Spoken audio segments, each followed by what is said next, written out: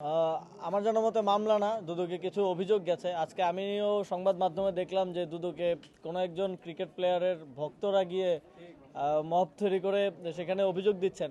এখন আমারও একটা অভিযোগ আছে যে মানে আহ, উম, কোনো তখন আমি সরকারের দায়িত্বে থাকাকালীন জুলাই গণঅভ্যুত্থানের বিপক্ষে অবস্থান নেওয়ার কারণে এবং শেখ হাসিনাকে এন্ডোর্স করার কারণে বলেছিলাম এবং সিদ্ধান্ত নিয়েছিলাম যে সাকিব আল হাসান বাংলাদেশের জার্সি পরে বাংলাদেশের পতাকা বহন করার কোনো নৈতিক অধিকার তার নেই।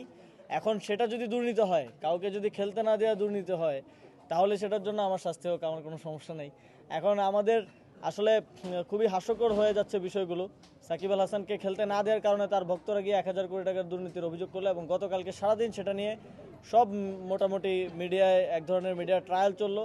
কেউ সেই অভিযোগের কারণটা কি এবং কারা দিয়েছে সেটা কেউ উল্লেখ করলো না, সেটা আজকে গণমাধ্যমে আসলো। এটা খুব দুঃখজনক এবং আমার জানার মতে দুদকে অভিযোগ দেওয়ার প্রক্রিয়াটা খুবই ইজি, যে কেউ গিয়ে অভিযোগ দিয়ে আসতে পারে।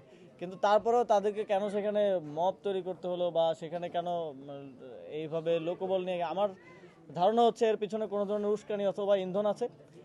কোনো যদি সুস্পষ্ট কোনো এই ধরনের হাস্যরসাত্মক অভিযোগ ছাড়া যদি কোনো সুস্পষ্ট কারো অভিযোগ থাকে, আমি মনে করি সেটা সে করতে পারে। এটা গণতান্ত্রিক দেশে সবার সে অধিকার আছে।